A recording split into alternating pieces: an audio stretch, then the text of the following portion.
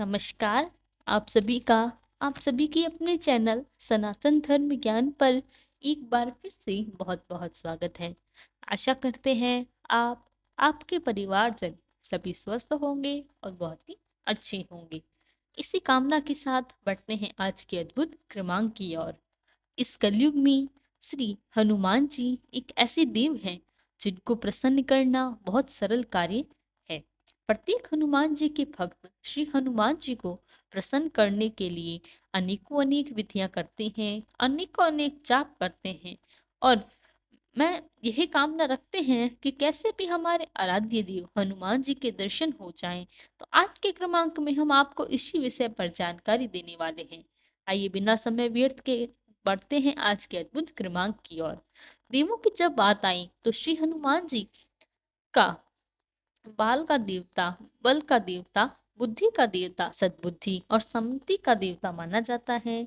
इस कलयुग में हनुमान जी चिरंजीवी है, जो इस कलयुग में आज भी अपने अनन्य भक्तों की रक्षा कर रहे हैं, उन्हें दर्शन दे रहे हैं और अनेकों अनेकों आशीर्वाद उनके जीवन में सुख समृद्धि और सौभाग्य प्रवेश कर रहे हैं।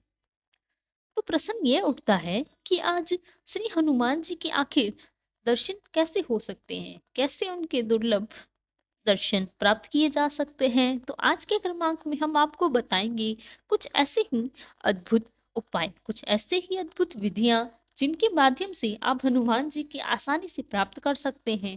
क्रमबद्ध तरीके से बढ़ते हैं इस क्रमांक में और बात करते हैं पहले उस उपाय की, उस विधि की, जिस प्रकार से आप हनुमान जी को आसानी से प्रसन्न कर सकते हैं।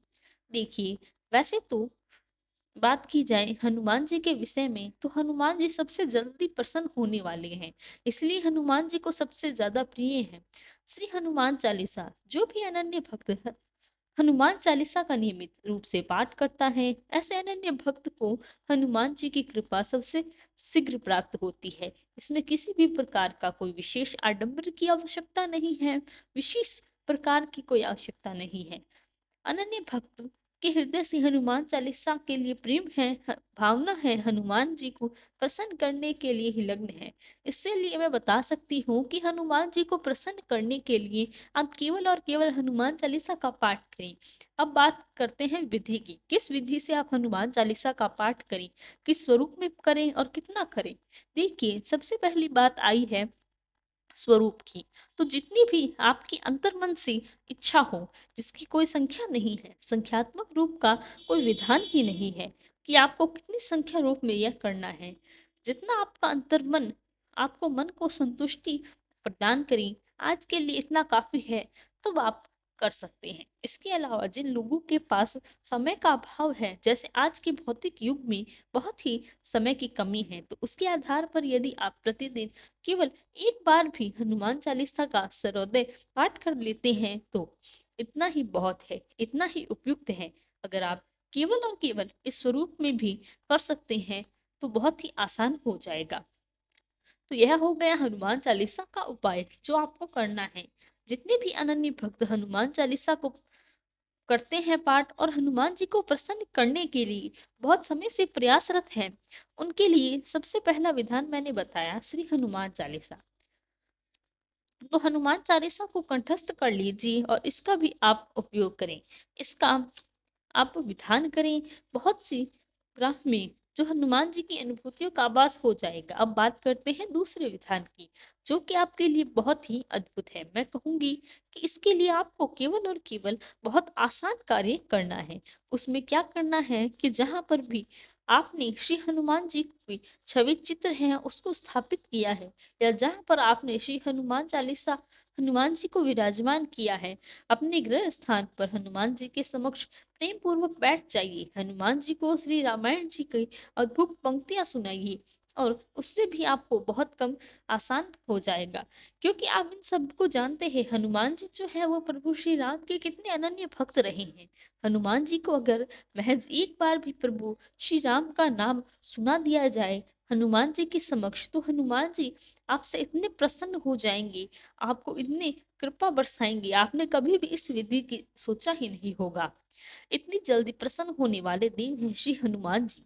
क्या आप करना है, आपको घर में श्री रामायण जी या रामचरित्र जी रामचरित्र मानस जी है, उसमें से आपको श्री हनुमान जी की, माफ कीजिए, श्री राम जी की महिमा है। आप श्री हनुमान जी के समक्ष उन्हें सुनाइए, प्रसंग सुनाइए, आप उनकी चौपाइयाँ सुनाइए। और जहाँ पर भी श्री राम जी की महिमा का बखान है, श्री हनुमान जी के समक्ष उसको कीजिए। आप देखिए ये कितना चमत्कारी उपाय है। आपके जीवन में बड़े-बड़े परिवर्तन आपकी आँखों के सामने बहुत सरलता से और सुगमता से होने प्रारंभ हो जाएँगे। जो कार्य आपके जीवन में बहुत दुर्लभ लगता है, वे कार्य चुटकियों में हो जाएगा।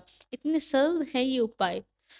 कोई विशिष्ट कार्य करने की आवश्यकता ही नहीं है, क्योंकि श्री हनुमान जी इतने भोले हैं, इतने दयालु हैं कि अपने भक्त के अंतर्मन की पुकार को, अपने अनन्य भक्त के अंतर्मन की जो बड़ी पुकार को आसानी से ही जान लेते हैं।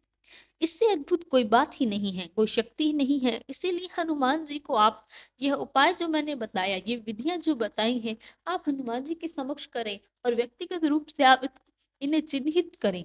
इतनी सरलता से आपके कार्य हो जाएंगे। अब बात करते हैं श्री हनुमान जी के दर्शन आपको कैसे हो सकते हैं। तो अब तक मैंने आपको दो उपाय बता दिए हैं। अब बात करते हैं तीसरे उस उपाय या उस विधि की। तो हनुमान जी के दर्शन आपको कैसे हो सकते हैं? देखिए, जो 2 विधियाँ मैंने आपको बताई, वो इतनी चमत्कारी हैं कि अगर आप नियमित रूप से इन दोनों विधियों का, दोनों विधानों का प्रयोग में करें, तो दोनों इसको करने से हनुमान जी और श्री हनुमान जी के समक्ष राम जी की महिमा के गुणगान को अगर ये दोनों कार्य आप सुगमता के साथ बड़े नियमबद्ध होकर करेंगे, तो बहुत ही शीघ्र आपको हनुमान जी की उपस्थिति का आभास हो जाएगा।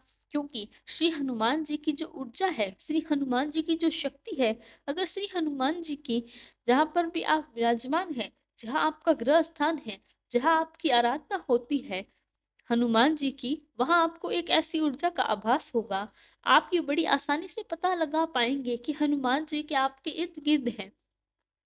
ये कई बार अनन्य भक्तों ने हमें लिखा कि बहुत ही अद्भुत प्रकार से उन्होंने अनुभव बताया और बड़ी सरलता से यह दोनों चीजें बहुत आसान थी।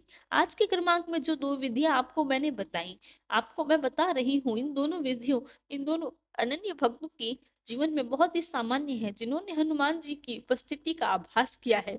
अगले क्रमांक में मैं आपके लिए उससे व्यक्तिगत जो उन्होंने हमें हनुमान जी के लिए दर्शन के स्वरूप किया और उसको मैं आपके क्रमांक में ज़रूर शामिल करने वाली हूँ। उस क्रमांकों में आज के लिए मैं यह दोनों जो मैंने आपको बताए हैं, उन भक्तों के जीवन का सामान्य-सा बात है। उनके समरूप हैं, उनने ये दोनों जो विद्याएँ हैं, उन्होंने अपनाई हैं। अब उनके फलस्वरूप ही उनको श्री हनुमान जी के साक्षात दर्शन प्राप्त हुई।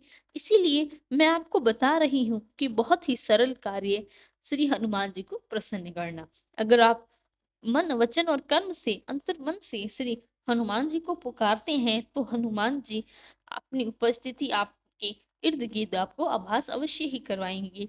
ये इतना सरल कार्य है और एक बात मैं कह दूँ कि जो भी व्यक्ति नियमबद्ध होकर यह जो कार्य करता है, ये जो विधियाँ हैं, उनको करते हैं, तो उनके जीवन में इतने चमत्कार होने लग जाते हैं अपने जीवन में जो दुर्लभ होंगे। ऐसे कार्य आपको लगता है कि यह मेरे जीवन में कार्य कभी हो ही नहीं सकता, वो कार्य भी बनना प्रारंभ हो जाते हैं।